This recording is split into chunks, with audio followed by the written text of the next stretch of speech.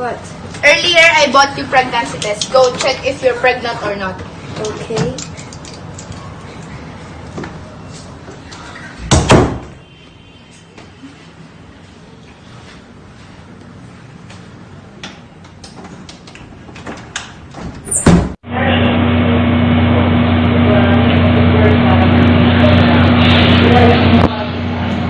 I am Grace, 20 years old. I experienced teenage pregnancy. When I was 18, my menstruation flow isn't regular, meaning I get my menstruation every month or every after 2 months.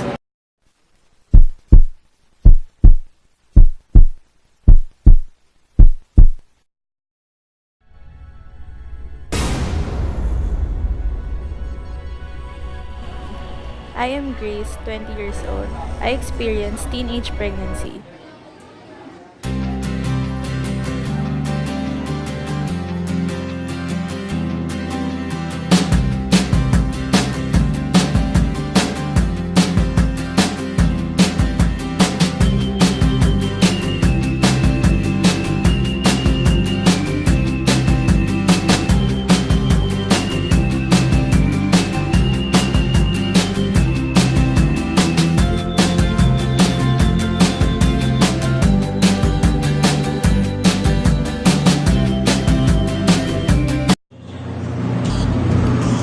Good morning, class. Welcome to our third quarter. Can you stand up for our closing intervention and go at the back?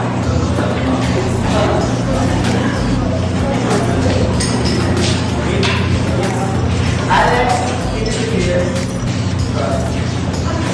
Guys. Then Grace, can you sit here? Second row. And David, can you sit beside Grace? Can I get your contact number in case of emergency? Sure. Why not? It's 0966 801 87,000? 1669. Thank you.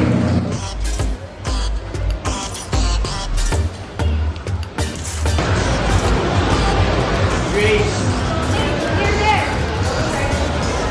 What's up? Something very important to tell you. What's that? I think I won't keep the important. So you're saying yes? Really?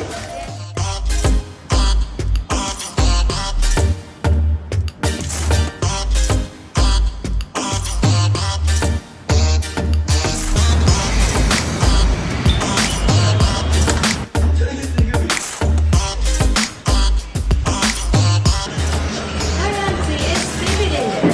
Yeah. David is with his friend. Come here. If you want to join them, go ahead. I'm just going to be Happy birthday, Dog.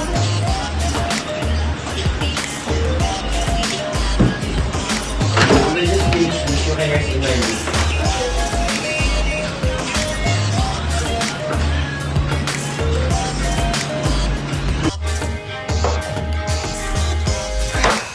Thanks for the place, bro. Take care, bro. Happy birthday, bro. Thanks. See you guys.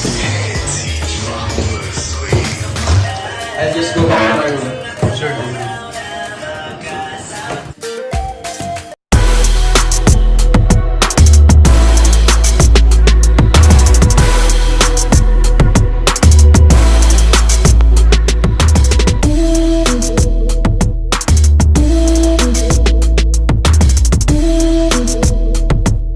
When I was 18, my menstruation flow isn't regular, meaning I get my menstruation every month or every after 2 months. It really depends, so I can't really keep track of my flow. One day, my stepmother and I decided to go to the doctor to have a checkup to regulate my flow.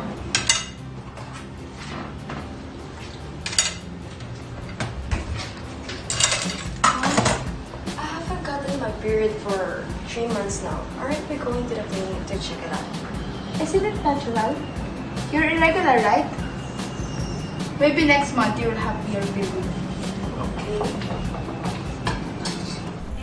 But she decided to get a pregnancy test first thing in the morning. I took the pregnancy test and it came out positive. Hey, I'm coming. What? Earlier, I bought you pregnancy test. Go check if you're pregnant or not. Okay.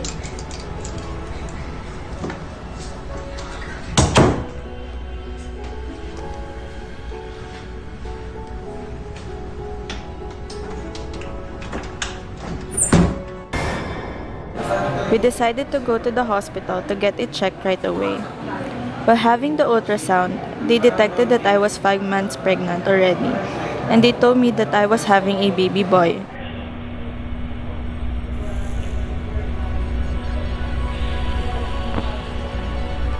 Good morning, ma'am. You are Grace Sanchez, right? Based on our laboratory examination, you are 5 months pregnant already. And the gender of your baby is boy. Congratulations, ma'am. I was in shock that time. My parents told me to tell my boyfriend right away. My parents didn't show any reaction right away, but I could tell that they were disappointed in me. My boyfriend texted me and asked what's wrong. I told him that I was pregnant. He asked me what we're going to do and told him to tell his parents so that his family and my family could discuss. What did you want to talk about? What's wrong? Promise me you won't leave me. Okay, just tell me. I'm pregnant. What? We can have that. We can have that. Let's abort the baby. What's wrong with you? The baby did nothing wrong. He wasn't able to tell them right away because his parents are at work. Another day passed and my boyfriend woke up really early. His mom saw him and instantly knew that something was bothering him. His mom kept on asking what's wrong. She even thought that we broke up. He couldn't keep it anymore and burst into tears and told her that I was pregnant. His mom told his dad and they decided to meet up with my family the next day.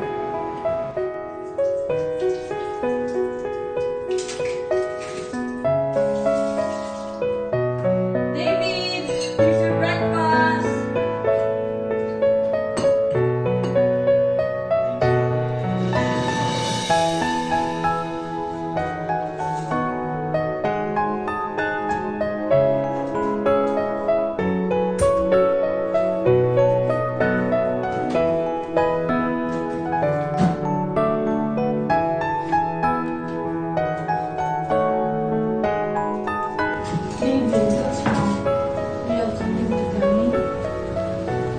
Grace is pregnant. I'm sorry. That's okay, Sam. What do you want to do? We want to keep the baby, but we still want to go to school. We can do something about that later. But first, we should go talk to the family of Grace first to make this official and formal. A day passed. They went to the house and talked to my family. They agreed on taking the responsibility.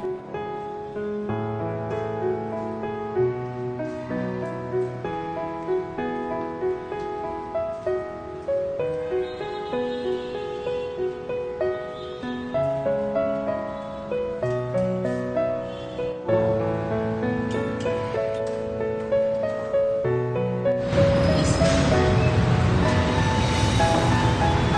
take a seat.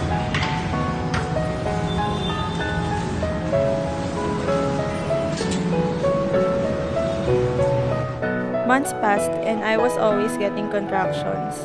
Until one night, 1 a.m. to be exact, my tummy was hurting. I woke up my boyfriend and told him that I was in pain. He told me to just sleep. Every hour, I would wake up and my tummy would hurt more. Morning came, my aunt went in my room and asked my boyfriend to bring me to the hospital. He has to go to an event that day in school. So my aunt called my dad to bring me.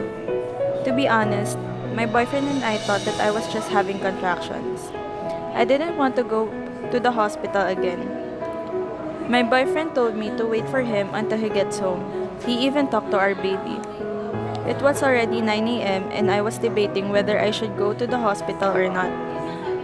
I haven't even packed my things that time. I kept going to the bathroom because I felt like peeing but nothing will come out. I would get contractions every 3 minutes. Whenever it would stop, I would rush in packing the things that I needed to bring. though most of the baby stuff were packed by my boyfriend already. My father was doing something. I was in severe pain and was already having a hard time. My dad arrived and we went to the hospital. While I was in the car, I can feel nothing but pain, and I remembered that I kept on shouting. When we arrived at the hospital, there were no wheelchairs available. I had to wait in the lobby. Everyone there kept on looking at me because I was shouting in pain. When the staff brought me at the delivery room of St. Luke's, I had to sign a lot of papers, and I still waited for the doctor to arrive. It was 12 noon that time. The doctor came and the nurses were very nice. They even comforted me the entire time I was giving birth. It didn't take too long for me to deliver.